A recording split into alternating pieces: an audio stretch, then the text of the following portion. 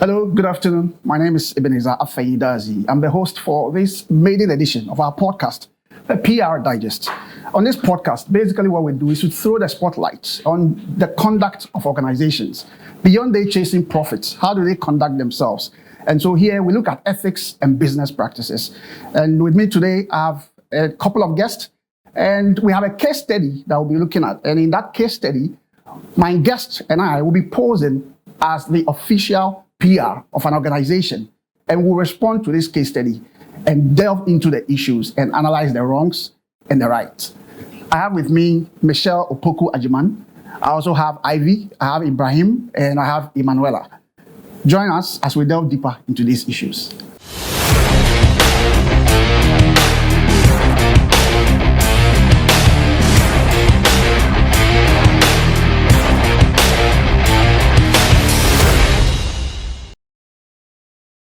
Hello, welcome to the conversation itself. Today, what are we looking at? We have a case study on our hands, and in this case study, a top beverage company in Ghana runs a PR campaign promising to recycle plastic bottles and reduce waste. They win an award for sustainability efforts. However, investigative reports reveal that the company burns most of the plastic instead of recycling the plastic as promised. Now, the company asks you, or ask in this case as the PR manager, PR marketing manager, to just respond by saying, we are working on improving our process. Now, per our assessment, the question we are asking is this response right? What values and what principles are at play as far as this particular situation is concerned? Guys, as PR professionals, we've learned a lot about ethics, and both in marketing and PR, there are codes of ethics. In any serious country where PR is practiced and marketing is practiced, there are codes of ethics. When you come to Ghana, you have the Institute of Public Relations Ghana, IPR Ghana. You have the Chartered Institute of Marketers Ghana, which is CIMG, for marketing professionals. Every profession has ethics that you are supposed to play by, whether in law, whether in health. We are PR professionals. This is a case study at hand. Ibrahim, I want to ask you, first of all, when your manager calls you or your CEO calls you in such a scenario and says, just respond to the press by saying, we are working on improving our processes. Okay. Case end. What do you make of that response? Yes, so thank you very much, Mr. Eben. You know, when you look at that particular statement, and as you said, if I'm going to pose myself as the PR manager or the marketing manager of this said organization, I would assess the response, which is the statement issued by the MD, as insufficient and potentially damaging. Why? Because it lacks transparency. Yes. First of all, if you look at the actions of the organization, which is burning of plastic instead of recycling, contradicts their public claim, which I think they even won an award for.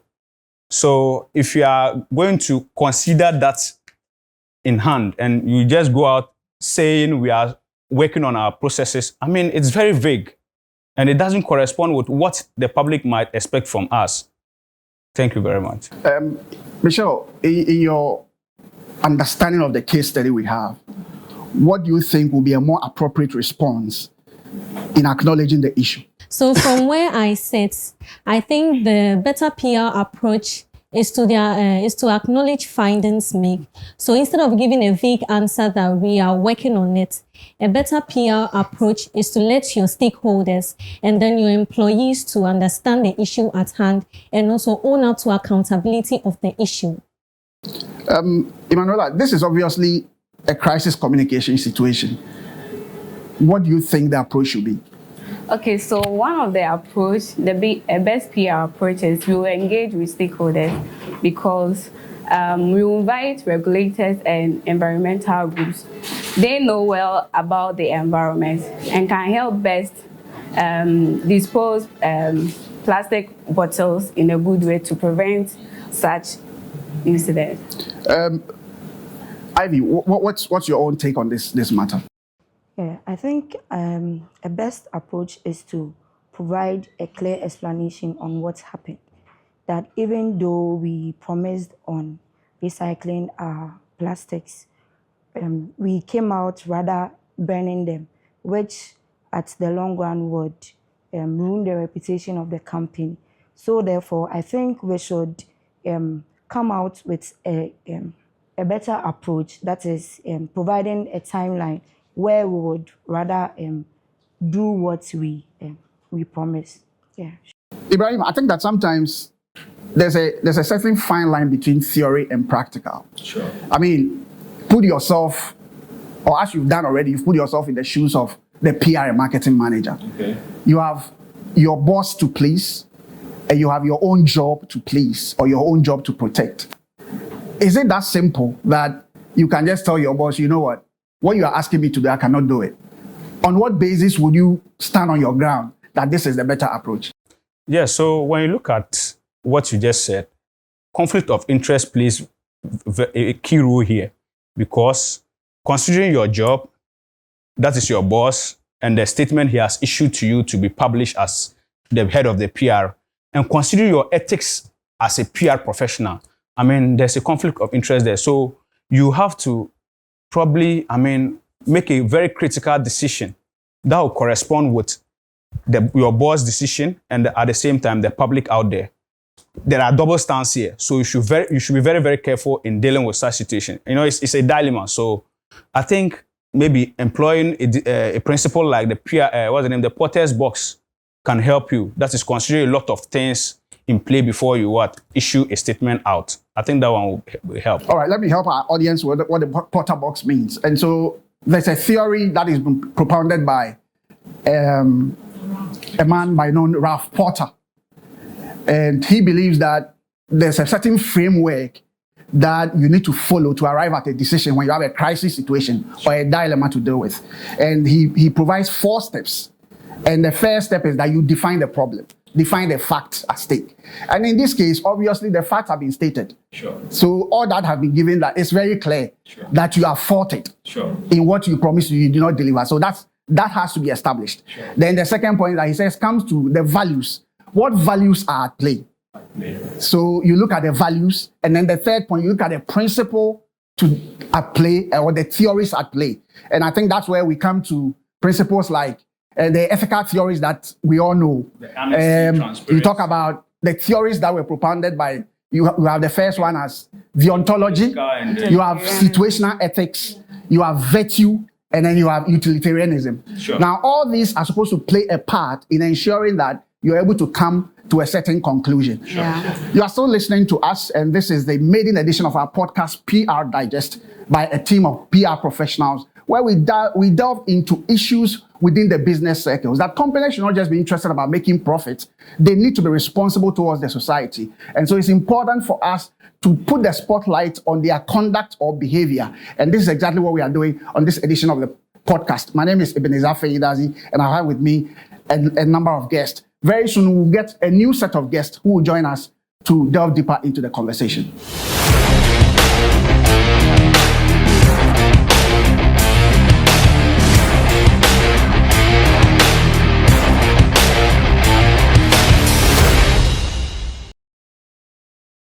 Hi, you're welcome back to our maiden edition of the podcast PR Digest. And here we take a look at critical issues that happen within organizations. We want to ensure that businesses are not only making profit, but indeed they are responsible to their stakeholders and to the environment. And I have a team of PR professionals who are seated to help me dive into these issues. They are the second set for this podcast that comes to you every Monday between the hours of 1 and 2 p.m. Hello, guys. Thank you for joining me once again. Okay, so I have here with me Jasmine. I have here with me Yasmin. I have here with me Emmanuel, Sandra, and Zain. I want to just do a quick recap of the issue at hand. So, as a team of PR professionals, we have a case study on our hands. There's a top beverage company that promises to be producing, that is doing so well. And they won an award for sustainability efforts. And this is because they claim they are recycling their plastic waste. But it turns out that an investigative report has revealed that they are not actually recycling majority of the plastics. Now, based on the report, the managing director of the organization is asking the PR and marketing manager to just respond to questions or to the media by saying, we are improving on our process, or we are working to improve our process. As PR professionals, and based on the ethics that guides marketing and PR, we do not think that this is the best approach. But here we are also in a dilemma because we work in the same organization, but we have to respond to the issues. Zain, let's look at, first of all, what are the values, in your view, what are the values at play here in this matter? All right, thank you very much. Let's look at the whole thing in perspective. So to look at the values, we have to also take note of the facts. In the reports, the investigative reports, you and I would agree to the fact that we've discovered that the company publicly claimed to be doing so well in recycling their wastes. It is also a fact that the investigative reports also found out that that is not true. They are burning majority or a great chunk of their waste. It is also a fact that they've won award on that claim publicly that they are doing recycling. So if you look at it critically, these are the facts on the ground that nobody can deny. So for management to come out with that statement, that simply we are working to improve on our processes, does not actually address any of the issues. So if you look at it, at play, we can talk about transparency issues there. We can talk about accountability issues there. We can equally look at, maybe management is also looking at how not to lose their customers, the profit issues and what have you. At the end of the day, there should be a balance. Management should also find a way to communicate to the general public so that they do not just whitewash the general public. Profit, yes, but transparency, accountability, and all those value issues are also there. So management should be careful on how to come out with statements so that they don't hurt the general public, who are the ones giving you the money, keeping you in business in the first place. All right. So, Yasmin, where do you stand in terms of the values and principles at play? Okay, so as public relation professionals, I strongly believe owning up to mistakes and then apologizing to the general public when necessary can strengthen public credibility. Yeah. But what if somebody says, well, if I apologize, I've admitted guilt. It could cost me my customers. It could cost me the business. How do you deal with that as a PR professional? But as my brother here said, taking accountability when wrong, at least we are humans. To err is human. You can just apologize and then, I'm sure not everybody will say, Oma kanokre inti, I won't buy from them or something like that, if you agree with me. Lincoln, I don't know your position on this, but where do you stand? So I think there should be an issue of honesty and transparency. The company, or as PR professionals, we need to be very honest with the kind of information that we disseminate to our audience. We need to be very honest with them because we act as an intermediaries between our organization and the people that we serve to. So we need to be very honest. So in this case, the issue or the information that we are going to give to our people concerning this particular problem, we need to be very honest, and there needs to be some kind of transparency. And also there is an issue of accountability. We need to take the blame and then tell the people that we are going to come up with measures to deal with the issue at hand. But also in PR or in ethics, there's a theory that says, well, sometimes the truth could cost you. So there's a way to manage it. And from a utilitarian point of view, that's what they believe. Sometimes the truth may be harmful. What do you say to that? Because you're a PR professional, and a PR marketing manager. In this case, your job is at stake. Exactly. So in as much as there is the utilitarian principle, there is also the ontological principle, which also says that we need to go with ethics. So we check those two and we weigh them and get to know that. Are we supposed to go with utilitarian principle, or we need to stick to the deontological principle? So in this case, if we really hold our people in high esteem, I think we would have to adopt or use the deontological principle, which is going to help our company a lot in terms of credibility. Thank you very much. Esi, what should be the better PR approach in such situations? Okay, so as professionals, I would personally advise that we should acknowledge the situation on ground, because there is no smoke without fire. No one can just wake up one morning and come and say things that they claim are not true. So as professionals, let's just own up to it. Let's just engage stakeholders that are responsible for this. Then we work hand in hand with them to bring measures on ground. Also, if we find out that, we should also do our research. Find out that maybe whatever that we are doing, if there are individuals that are affected by our activities, we need to also look at these individuals to support them one way or the other, maybe with medical supplies or maybe with some financial assistance. Then we come back to the public and tell the public that we've heard all that you've said.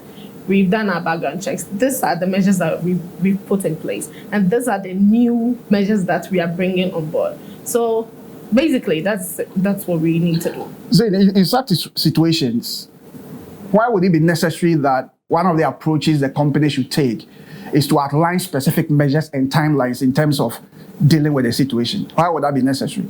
You know, you are dealing with the public, and this has to do with trust issues. And the moment as a company you lose your trust with the general public, you are losing your profits because you lose customers. So it is very important for management at this material point in time to show commitment, to show goodwill. So as she said, I would agree with her largely.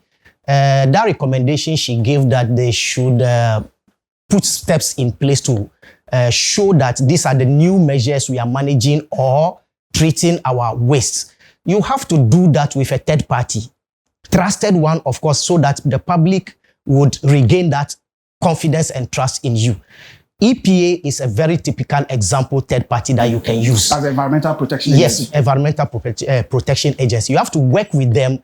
If possible, even you can issue a joint statement with them that these are the steps we are taking to ratify what has happened earlier. You get it? And also, as she said, maybe some compensation, but the report didn't state how that measure was affecting the general public. So you can do your own background check to see if there are some members of the public who have been directly or indirectly affected by burning the waste. Then you can go in there, if it is their hospital bill or whatever means of compensation you can give them, you can do that. And then show goodwill. That is the most important thing at this material point in time. Thank you very much, Zain Suleiman. You're still watching the podcast, PR Digest. Here, we take a look at business and ethics. That companies do not exist just for profit.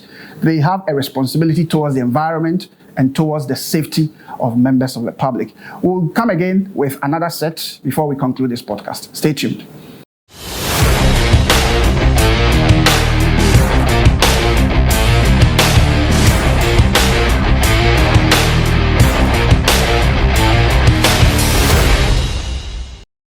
Hello, welcome back to the very last segment of our podcast, PR Digest. Here we take interest in what happens in organizations. We don't believe that they should just exist to make profits, but they owe the public responsibility in terms of safety and to the environment. In this podcast, we are looking at how a company comes out to make a claim over sustainability efforts, and based on that claim, wins an award, that they are recycling majority of their plastic waste. Now, it turns out, through investigative reports, that they are actually burning a significant amount of their plastic waste. Managing director comes and says, well, the best we should say to the public is that we are working to improve on our process. As PR professionals, the question will be asked, is this the right response? What values and principles are at play? And values and principles because the PR and marketing profession are regulated by a set of ethics. And so with me, I have a team of professional PR personnel, and we want to delve into these issues. Hello, thank you guys and lady for joining me once again. I have with me here Rubeida, I have Sally, I have Cynthia, and I have Eric. Thank you very much. Rubeida, from where you sit, I know you are quite interested in this case. What are the values at play, values and principles that really matter to you in this case? So one thing I have noticed is that our company fails to take responsibility.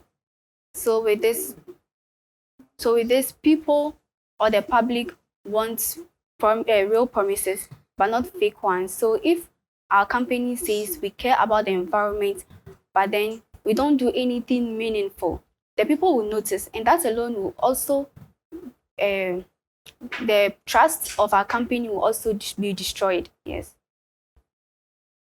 Is that all that really matters in all of this? And also with the greenwashing too.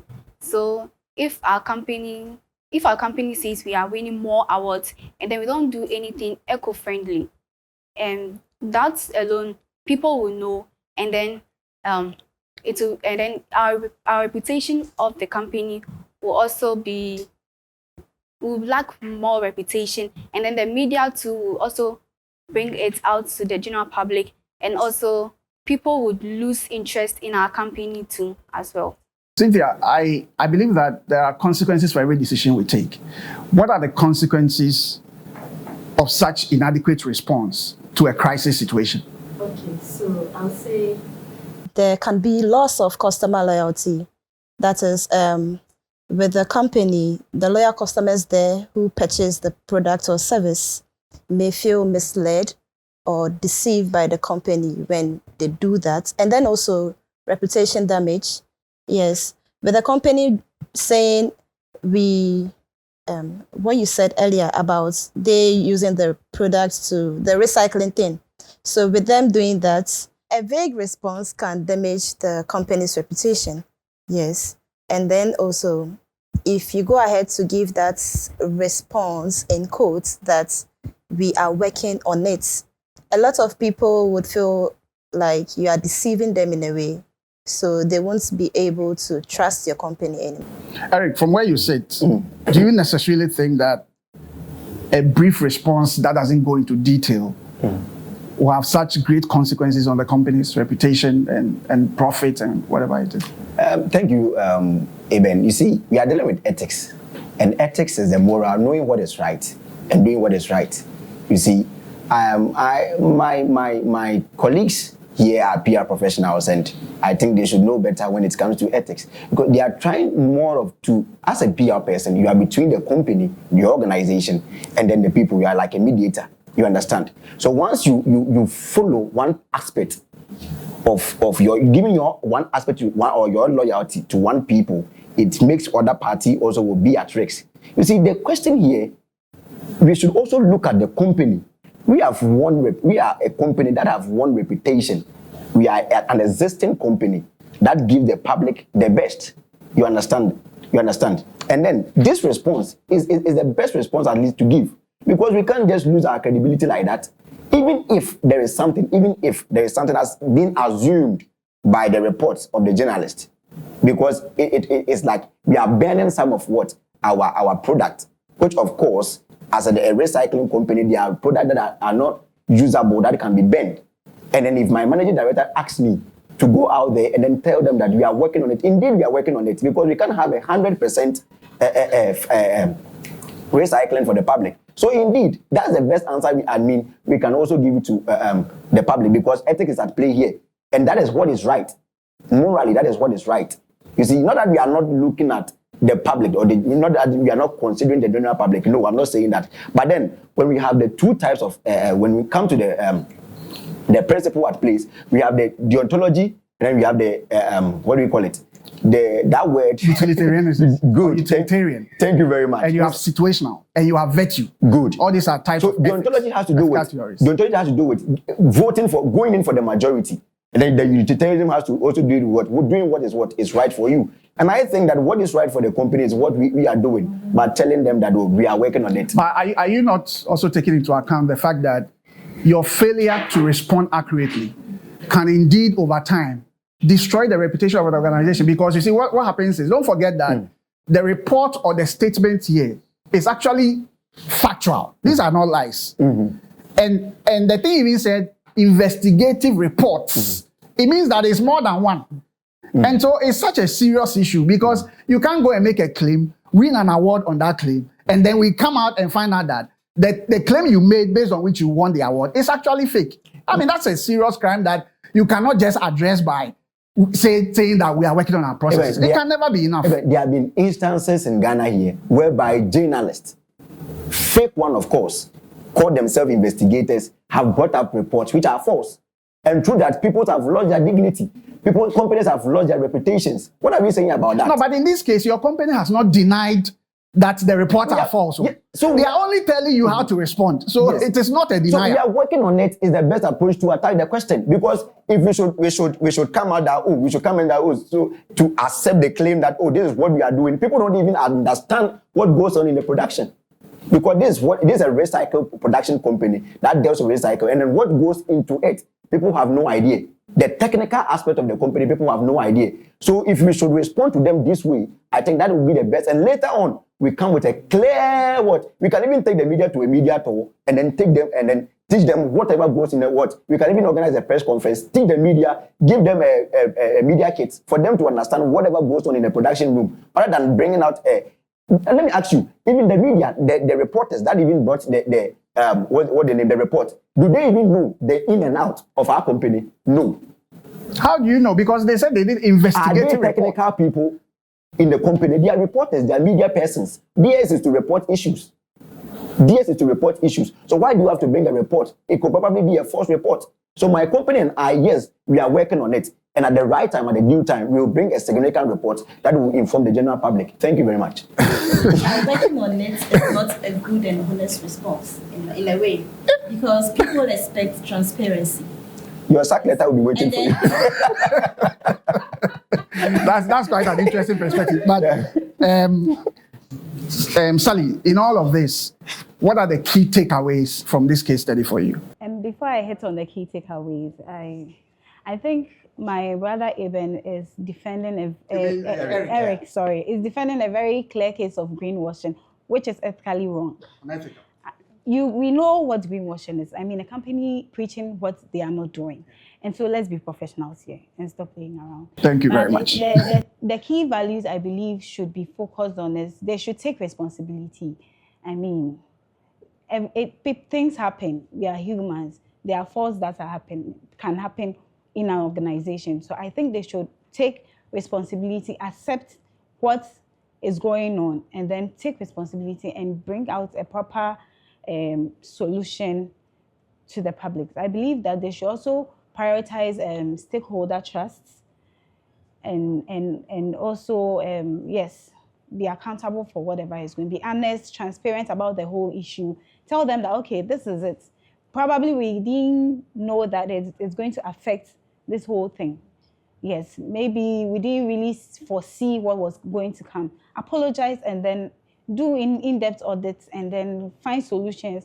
Preach to the public that, okay, this is the solutions we've come up with. This is how we are going to fight it, and this is how we are going to resolve the case. All right, Sally, thank you very much. Eric, I don't know if you still have some point to add. You see, what is transparency about telling the public that we are working on it? If we are to ignore and not see a word, that is why we are not being transparent to the public. At this time, you said there is a report, and you said we are working on it. What is transparent? What is so honesty and transparency about this? So obviously, you will go with this response so that you keep your job. Exactement. A French person will say that.